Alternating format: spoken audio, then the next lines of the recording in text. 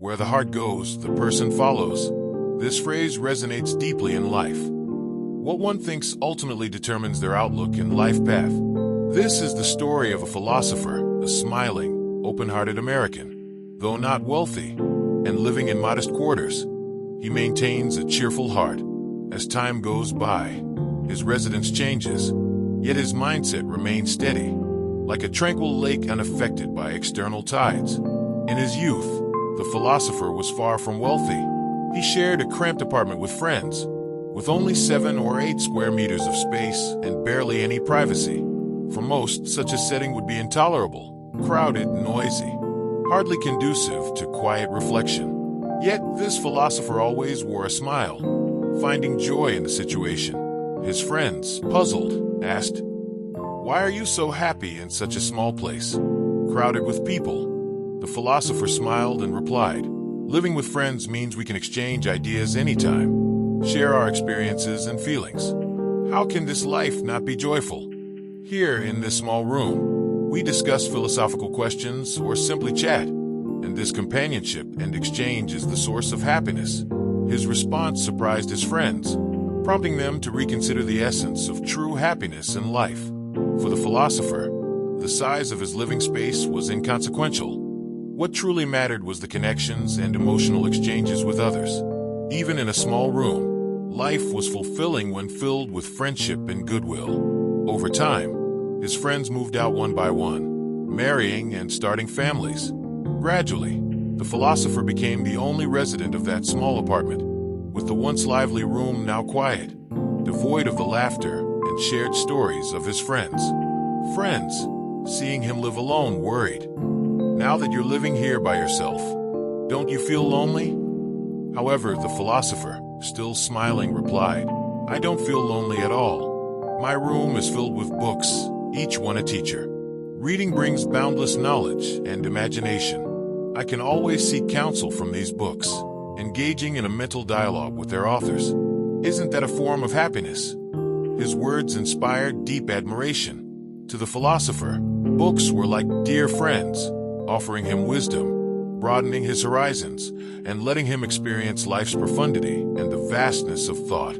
Though friends drifted away, he never felt alone. His heart was filled with a thirst for knowledge and a love for life, making his inner world rich and complete. During this time, the philosopher began to ponder life, meaning, and value more deeply. He discovered that true loneliness is not about lacking people around, but lacking inner fulfillment. When someone has a rich inner life, even in solitude, they can feel comforted and content. Years later, the philosopher married and moved into a larger home, having a space of his own for the first time. Yet the house was neither luxurious nor spacious, merely a simple place on the ground floor. Friends, noticing he'd moved to the ground floor, asked in confusion, "Isn't this place somewhat basic? Can you still feel happy?" With his characteristic smile, the philosopher answered, "The ground floor is great.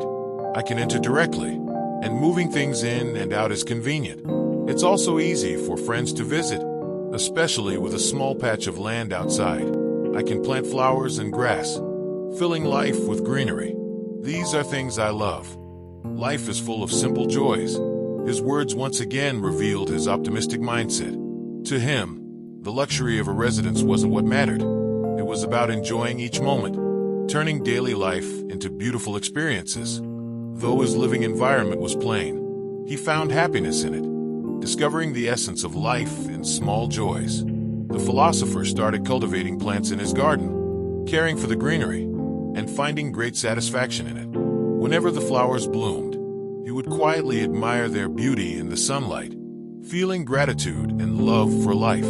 Several years later, his family moved again, this time to the top floor of a high-rise. Living on the top floor meant an inconvenience of climbing stairs, especially in an era without elevators, making daily life a climb. Friends, hearing about his new residence, couldn't resist asking again, "Sir, living up there, can you really be happy?" The philosopher, smiling as always, responded, "Of course, the top floor has its own advantages. Climbing stairs daily keeps me fit and healthy. Plus, the light here is wonderful, ideal for reading and writing." Best of all, it's quieter up here. There's no noise above us, offering pure tranquility.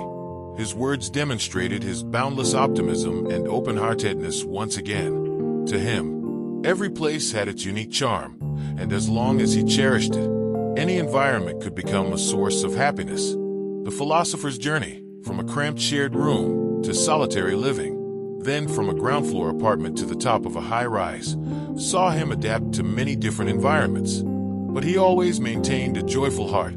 His friends were continually inspired by his attitude, gradually understanding his life philosophy. Mindset shapes everything. People follow the heart. Where the heart goes, people go. Through his life, the philosopher illustrated the meaning of this phrase. No matter his location, he was not swayed by his surroundings. He embraced life with an optimistic heart, finding value in each moment. His happiness wasn't derived from external conditions, but from an inner abundance and gratitude for life. He understood that whether life was filled with challenges or ordinary moments, a heart full of love and kindness would always lead to a bright life. The philosopher's story reminds us that true happiness comes from within, not from external conditions. Living spaces may change, life circumstances may fluctuate, but as long as we hold a peaceful, grateful heart, our lives will always be filled with light. Life inevitably has its highs and lows. Sometimes we may live in grandeur. At other times, we may do in modest dwellings. But with a positive mindset, each phase of life becomes a unique landscape.